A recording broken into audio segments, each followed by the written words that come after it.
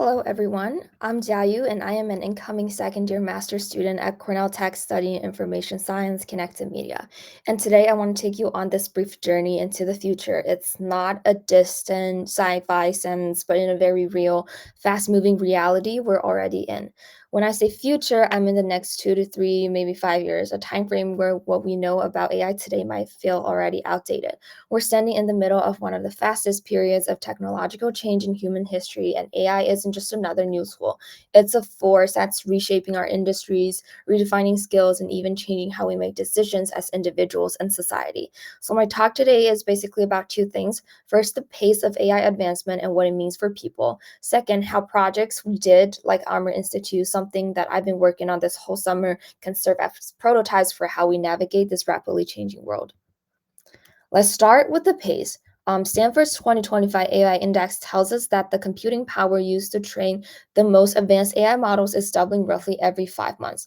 So it's not just the compute. Model sizes have exploded too. GPT-2 launched in 2019 with 1.5 billion parameters. By GPT-4 in 2023, we're looking at public estimates of over a trillion parameters. That's about a tenfold increase in complexity in just 4 years. And while these sounds like very abstract numbers to you, the impact is very immediate. ChatGPT has now become the fastest growing consumer app in history, hitting 1 million users in just 2 months. So to put that in perspective, it took Instagram about 2.5 years to reach that milestone. So here's the point. This is not a slow, gradual revolution, and the next decade's worth of AI progress is arriving in just a couple of years. That creates incredible opportunities and enormous challenges for us all. If AI is evolving this quickly, there will questions just from will it change our lives to how do we adapt in real time? Think about the skill sets we have today. Many of them could be transformed or even outdated in just a few years. So adaptation becomes a continuous process, not just a one time learning curve.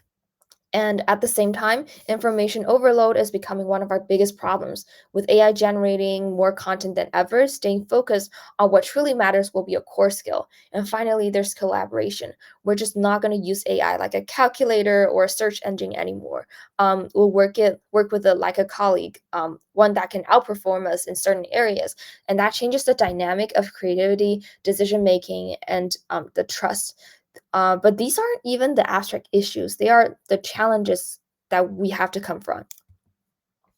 So at Anno, we're started asking ourselves, what does a tool for AI era actually look like? Like, how do you help people keep up without drowning them in information? So that's the idea behind Armor Institute, and it's a platform that curates the most important AI news, job opportunities, and events, and etc., all in one place.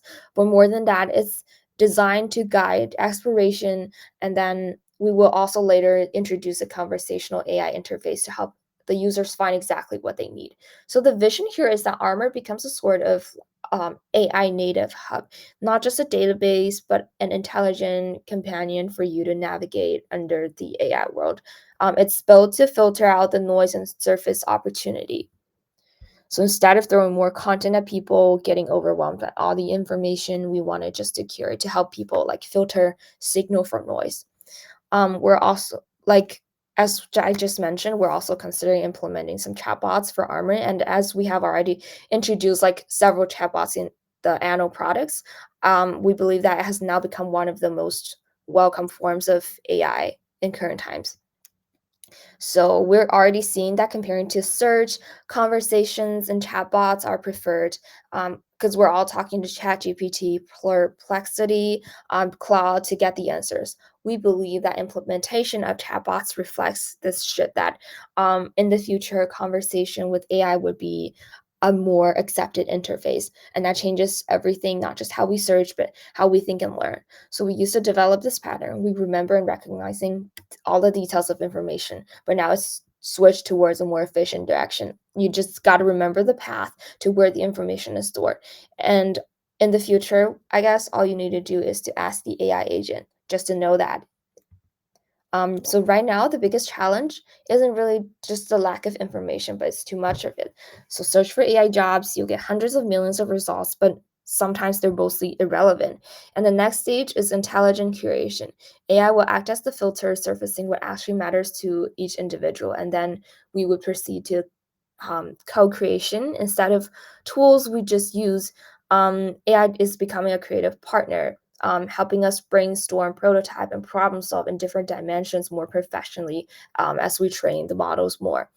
But speed without responsibility is also kind of dangerous. So, as we build these systems, we have to design for agencies. So, users are always in control, and there has to be transparency so that we can trust the results, and also adaptability so that the products evolves as the world changes. And I guess Armor is one of the early example of this approach. It curates, interacts, and builds with these principles in mind. So I guess the most important thing to remember right now is that the future AI won't just happen to us. It will be shaped by the decisions we're making every day. So every product we have designed and the policies we implemented and interactions we encourage between humans and AI is really going to determine whether AI is a force that empowers people or one that overwhelms them. The future, I guess, we want with AI is where it is transparent, ethical, and aligned with our human values. The future where people have agency and where technology expands our potential rather than just narrowing it. So I guess we're all in this unique moment in history, and the pace of change is crazy, but so is our ability to shape its direction. I guess this isn't a time to be passive, but it's more a time that we have to be active to shape the future of AI. So I'll leave you with this. The future is being prototyped right now, and all of us have a role in deciding what it looks like. Thank you so much for listening.